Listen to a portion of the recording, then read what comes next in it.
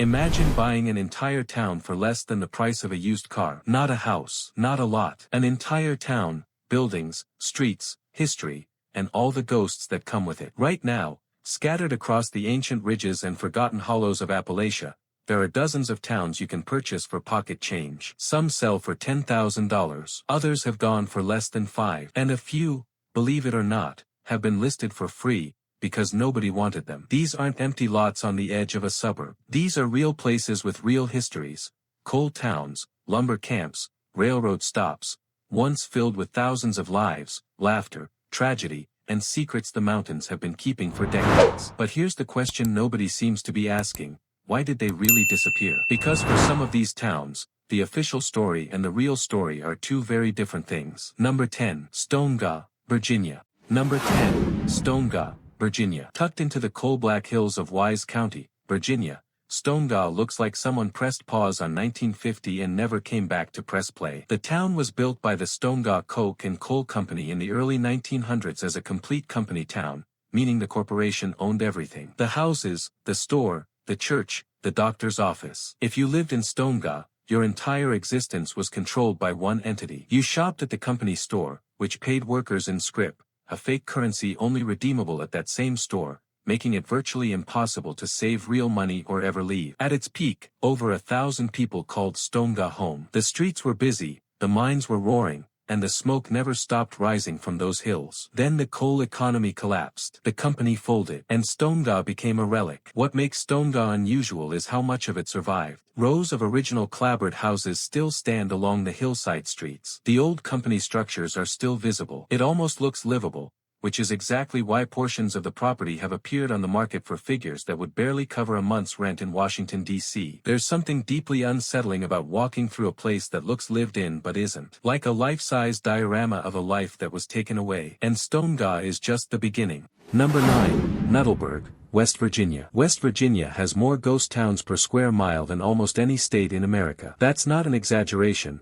It's a painful byproduct of a century of boom-and-bust coal economics. And Nuttleberg, sitting deep in the New River Gorge, is one of the most photogenic ruins in the entire state. John Nuttall, an English immigrant, founded the settlement in 1870 to mine the rich New River coal seam. The operation grew fast, and by the early 20th century, Nuttleberg had a conveyor system, a massive mechanical structure that carried coal from the mine to the river far below, that was considered an engineering marvel of its era. The mine closed in 1958. The people left. The forest moved in. Today, Nuttleberg is technically preserved by the National Park Service as part of the New River Gorge National Park, but the surrounding land, the outbuildings, the additional acreage, has been available at prices that seem almost criminal given the natural beauty of the location. Here's the part that always gets people. Standing inside what remains of that conveyor structure, surrounded by moss and silence and the sound of the river far below, it's almost impossible to believe this place was once deafeningly loud. The men who worked here went deaf young. They died of black lung. They gave everything they had to a company that gave the town back to the wilderness the moment it stopped being profitable. The land doesn't forget that. And somehow, you can feel it when you're there. Number 8.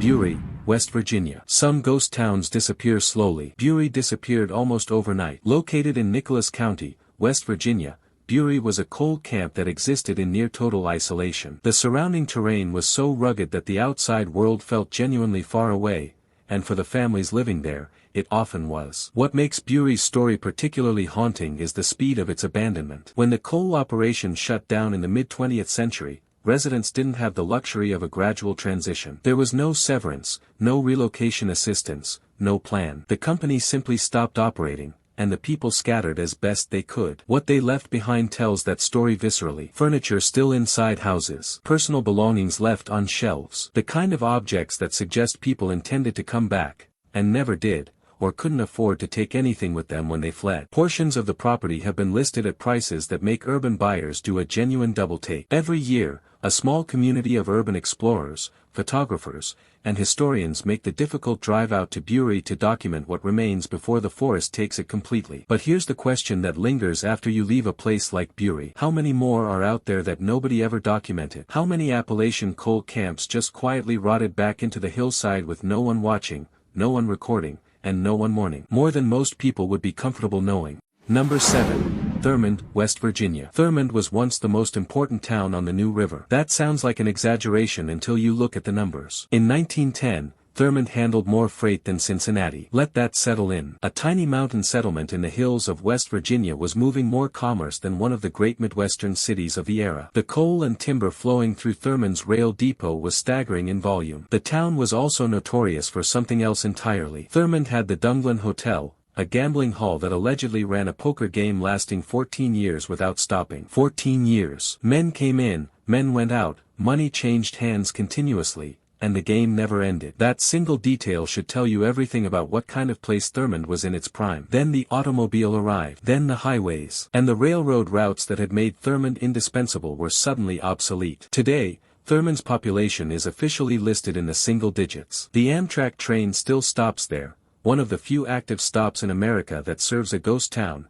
and the old depot building is a National Park Service visitor center. But the rest of the town is collapsed storefronts, crumbling walls reclaimed by vines, empty lots where the gambling halls and boarding houses once roared with life. The surrounding land parcels have changed hands over the years at figures that border on surreal. A place with documented national significance, a verified historical record, and a ghost story built right into the architecture, and it still sells cheap because nobody knows what to do with a legend. Number 6. Coal City, Alabama. Most people don't think of Alabama when they think of Appalachian ghost towns. But the southern tail of the Appalachian Mountains clips through northeastern Alabama, and the coal industry that carved up West Virginia and Kentucky cut just as deep down here. Coal City, in Walker County, was a fully functioning mining community in the early 20th century, and Walker County itself was once the coal capital of Alabama, producing millions of tons annually at its peak. What happened to Coal City mirrors what happened to dozens of similar settlements. The thin coal seams played out faster than the companies had projected, the economics shifted, and the workers were left to fend for themselves in terrain that offered almost no alternative employment. But Coal City has an extra layer of tragedy embedded in its story. Walker County, Alabama experienced some of the worst mining disasters in American history. The Banner Mine explosion of 1911 killed nearly 100 men in a single morning. The Jim Walter No. 5 mine disaster in 1972 killed 19 more. These weren't statistics. They were fathers, brothers, and sons pulled from communities like Coal City, communities that were already economically fragile. The land in and around Old Coal City has been sold over the decades at prices that seem almost offensive given the human cost embedded in that soil. And yet, there it sits, quiet, overgrown, waiting for someone to reckon with what it really is. Number 5. Elkhorn City Area Ruins, Kentucky. Kentucky's Pike County is ground zero for Appalachian ghost town culture. This is the heart of the old coal belt, and the evidence of what was built, and abandoned, here is visible everywhere you look. The settlements surrounding the Elkhorn City area tell a story of extreme ambition meeting extreme geography. The mountains here are not gentle. The hollows are narrow and dark even at midday. The idea that entire industrial communities were carved into this landscape by hand feels almost impossible until you see what remains. What distinguishes this region is the number of small satellite camps that surrounded the larger operations. These weren't just towns.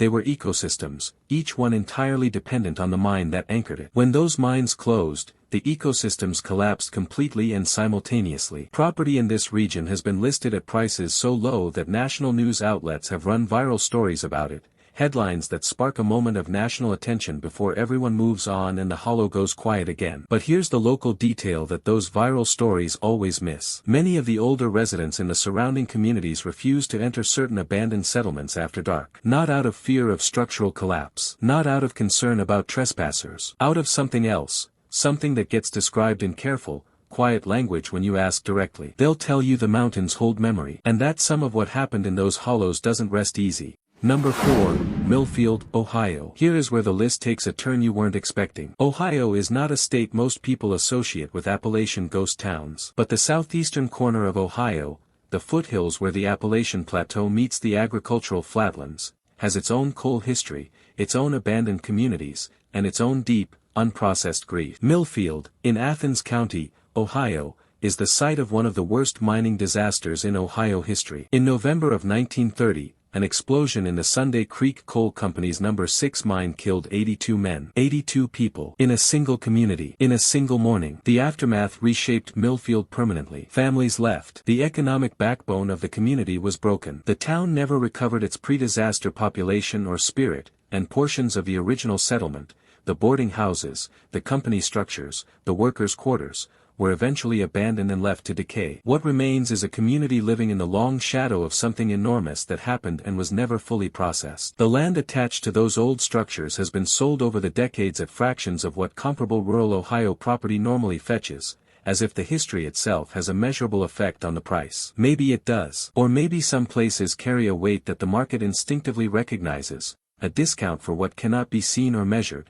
but cannot be ignored. Number 3, Hollow Settlements, Eastern Kentucky. This is where the story gets genuinely strange. In the hills of eastern Kentucky, deep in the region where Appalachian culture runs the oldest and thickest, there are clusters of structures that do not appear on modern maps. Not because they were never documented, because at some point, the documentation simply stopped. These are the truly invisible ghost towns. The ones that existed in the gaps between official records, populated by families who were largely off the grid before being off the grid meant anything other than poverty and isolation. Historians who study Appalachian settlement patterns refer to these as hollow communities, small, self-contained groups of families who built homes and lives in terrain so difficult to access that the county rarely bothered to formally incorporate them. When the economic reasons to be there disappeared, these communities dissolved quietly. They left only structures that the vines and trees have been reclaiming ever since. No news coverage, no historical markers, no record of who lived there or why they left. Property associated with these settlements has appeared in estate sales and county auctions at prices you'd associate with a parking space in a mid-sized American city. Because the county records are incomplete,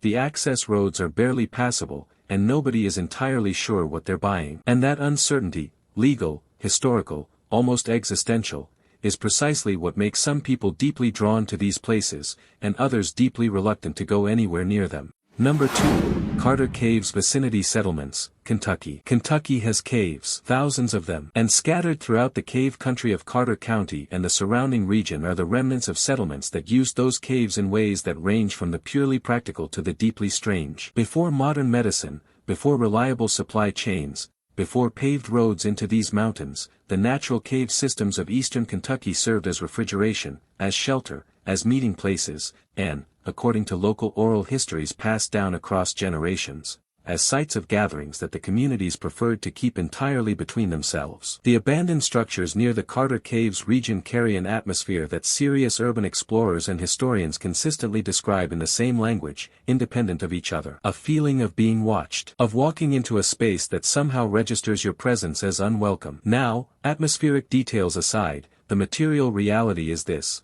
Land parcels in this region have been sold at auction for figures that seem almost laughable on paper. The combination of difficult terrain, incomplete infrastructure, and a local real estate market that has never recovered from deindustrialization means the price tags here are genuinely extraordinary. But what earns the Carter Caves vicinity the number 2 spot on this list isn't the price. It's what one particular piece of property reportedly contained when it changed hands some years back. A handwritten ledger, found inside one of the abandoned structures, with names, dates, and transaction records that predated the Civil War. What those records actually contained, and where that ledger is today, is something that nobody who knows seems willing to discuss on the record. Which brings us to number 1. Number 1, Nolan, West Virginia. We saved the heaviest one for last. Nolan, West Virginia sits in Mingo County, a county whose history reads like a chronicle of American industrial violence written in blood and coal dust. This is the heart of Hatfield-McCoy territory. This is where the coal wars of the early 20th century were fought with real weapons and real casualties. This is where the Battle of Blair Mountain happened in 1921, the largest armed labor uprising in American history, when roughly 10,000 armed coal miners faced off against a private army and, ultimately, the United States government itself. Mingo County saw things that most of America was never allowed to fully know about. And Nolan was right in the middle of all of it. The town was built as a coal camp and became a focal point for the Union organizing efforts that turned southern West Virginia into a war zone throughout the 1920s. Men were killed in Nolan and the surrounding areas, not in mining accidents, but in skirmishes, ambushes, and retaliations that the coal companies and the government worked hard to keep out of the national press, and largely succeeded. When the coal operation eventually shut down, Nolan lost its only reason to exist. The population drained away over the following years. The structures were left standing, and the land, carrying all of that documented and deliberately undocumented history, has been available for purchase at prices that should have national preservation organizations in a state of outrage. Here is what makes Nolan the most haunting entry on this entire list. There are men buried in and around that land whose names do not appear in any official record. Men who died during the Cold Wars. Men whose families were too afraid, too poor, or too broken to push for proper documentation. Their graves, where they still exist at all, are unmarked, or marked only with fieldstones that the encroaching forest has long since swallowed. When you buy land in Appalachia at rock-bottom prices, you are sometimes buying land that holds those graves, that holds those names, that holds a version of American history that was deliberately buried, literally and figuratively, and has never been fully excavated. The price is low because the market doesn't know how to assign a number to what's really there. But that doesn't mean it has no value. It means we haven't yet reckoned with what we owe it. Here is what every single town on this list has in common, underneath the price tags and the ruins and the ghost stories. They were built by people who were told that their labor would give them a life. And for a brief, bright window of time, it did. These mountains were alive with noise and fire and human ambition. Children grew up in company towns believing in a future that the corporations had already decided didn't include them. When the profit dried up, the people were discarded. The towns were left to collapse. And the land was quietly offered back to whoever would take it, at whatever price the market would bear, which, in most of these cases, turned out to be very, very little. Appalachia is not just a region with cheap real estate. It is a monument to what happens when a civilization uses people up and walks away. Every abandoned building, every collapsed porch, every overgrown street on this list is a chapter in that story, a story that America has never fully read, let alone taken responsibility for. The mountains are patient. They've been standing for 350 million years. They'll hold these secrets for as long as they need to. The real question isn't whether you could buy one of these towns. The question is, could you live with what comes with it? Drop your answer in the comments below. Would you buy a ghost town in Appalachia if the price was right? Or is there something about these places, their history, their silence, what they represent, that makes you hesitate? I want to know where you stand. And if you want to keep going deeper into the forgotten corners of American history, the places and the stories that got deliberately left behind, make sure you're subscribed. Because we are just getting started.